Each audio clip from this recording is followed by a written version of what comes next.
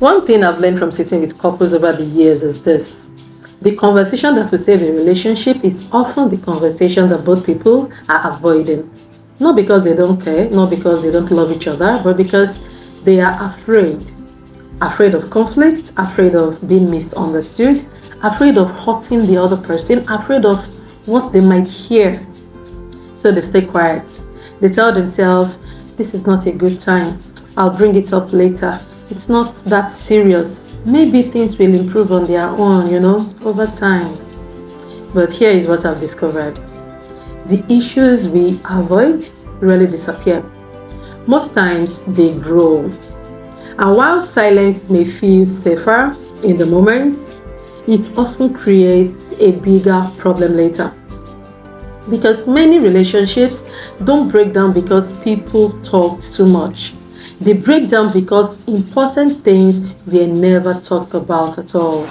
Hi, I'm Dr. Jane and this is Talk Time with Dr. Jane, a space where we have honest conversations about relationships, marriages, emotional healing, faith, personal growth, and the everyday struggles many people face but don't know how to talk about. Today we are talking about the conversations couples keep avoiding. That conversation that feel uncomfortable, those ones that feel risky, those ones many people know they need to have but keep postponing. So let's begin with a simple question. Why do people avoid these conversations in the first place? Most people think avoidance means not caring. That's usually not true. In fact, many people avoid difficult conversations because they care deeply.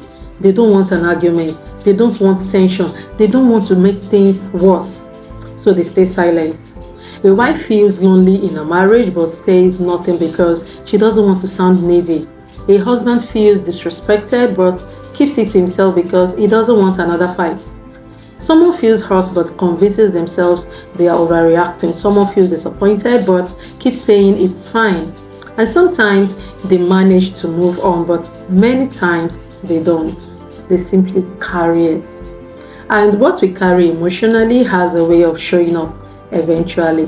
Not always through words, sometimes through irritation, withdrawal, coldness, distance, The irony is that the conversation we are avoiding is often the very conversation that could help us feel closer.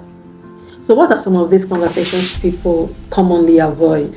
Let's talk about a few of them. Conversation 1. I feel lonely in this relationship. Okay, now this is one of the hardest conversations to have because a lot of times loneliness inside the relationship feels confusing.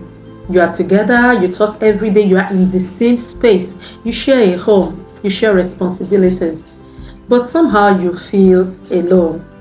Many people never actually say that. Instead, they become frustrated, they become withdrawn, they start doing life like the other person is not even there at all. They become critical. Underneath those reactions is often a very simple message. I miss us. I feel maybe disconnected from you. I miss feeling connected to you.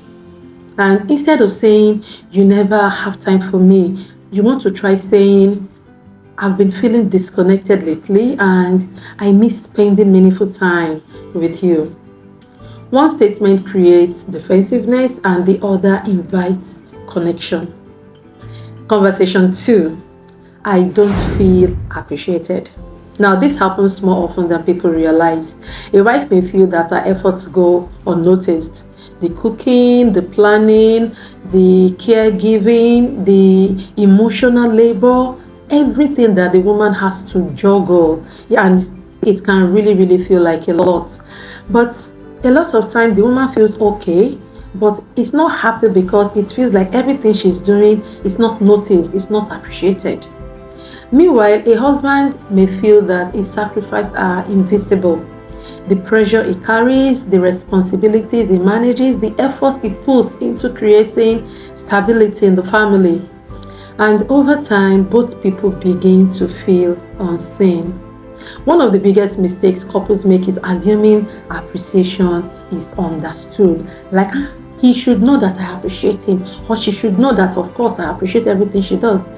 Sometimes it isn't. Sometimes it needs to be expressed. A healthier conversation sounds like, I know we are both carrying a lot right now, but lately I've been feeling unappreciated and I want us to talk about it. It's simple, it's honest, and it's clear. Conversation 3. Something about our intimacy has changed. Now, many couples would rather discuss almost any other thing, but avoiding the topic doesn't resolve the issue. So whether it's emotional intimacy, physical affection, romance, or sexual connection, silence often creates assumptions. One person starts wondering, are they no longer interested in me? Am I no longer attractive? Have I done something wrong? Do I have a body odor? What is going on, Meanwhile, the other person may be struggling with stress, exhaustion, pressure, health challenges, emotional overwhelm, because life can really get really stressful. But then nobody is talking, but both people begin to create stories that may not even be true. A healthier conversation sounds like, I feel like we've become disconnected and I'd love for us to talk about how we can reconnect. You notice the difference? The focus is not blame. The focus is rebuilding connection. And before we continue, if you are finding this conversation helpful, please take a moment to like this video and subscribe to the channel. Here on Talk Time, we have honest conversations about relationships, marriages, emotional healing, faith, personal growth, and the real challenges many people face every day. Now let's continue. Conversation 4. I'm hurt by something that happened. Now, many people never address hurts when it happens. They wait and wait and wait. Maybe it was a comment, a broken promise, a repeated behavior, a moment they felt unsupported. And instead of addressing it, they convince themselves they'll maybe get over it, or they just want to ignore it and move on with their lives. But unresolved hurt has a way of lingering. And the longer it lingers, the heavier it becomes. The goal is to, let's say the goal is not to collect evidence for future arguments. A lot of people do that. The goal is to address the hurt before it grows into something bigger. Sometimes healing begins with a simple statement. Something happened yesterday that hurt me and I'd like us to talk about it. Simple.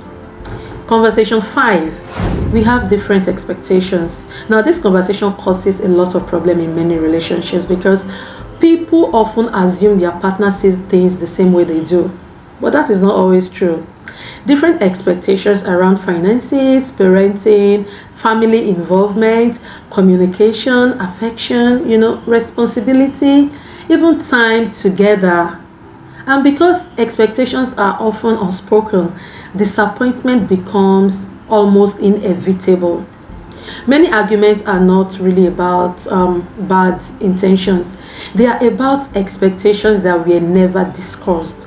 Sometimes the solution is not even agreement, it's clarity, understanding things from both sides. People cannot meet expectations that they don't even know exist, so they need to be communicated. So how do we have these conversations properly? Now, hearing these conversations is one thing. Having them is another, because many people know what needs to be said. The challenge is knowing how to say it without creating more distance. So let's talk about how to approach these conversations in a healthy way. First, you want to choose the right moment. Don't start a serious conversation when someone is rushing out of the door, exhausted, distracted, or already upset. Timing matters. Second, speak about your experience rather than attacking the other person. So instead of saying you never listen, you want to say, I haven't felt heard lately. Instead of saying you don't care, you want to try, have been feeling disconnected. That simple shift can completely change the tone of a conversation. Third, stay curious. Don't enter the conversation assuming you already know what your partner thinks.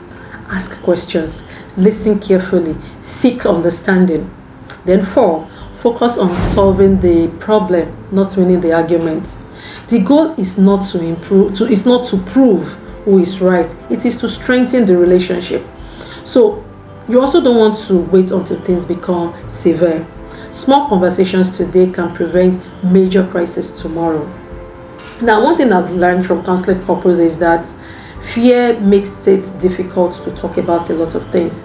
I've watched couples spend months, even years, carrying assumptions that were never verified. One person thought they were not loved, another thought everything was okay. One person felt their concerns didn't matter, the other person didn't even know there was a concern to start with. And all of these could have been addressed through one honest conversation. Now, not every conversation will be easy or comfortable, but meaningful relationships require honesty, they require vulnerability, and sometimes they require us to say the things we've been afraid to say, because healing often begins where honesty begins. Before we go, I'd like us to think about one question. What conversation have you been postponing because it feels uncomfortable? That conversation may be more important than you realize. Sometimes the breakthrough we are waiting for is not found in grand gestures, it's found in one honest conversation.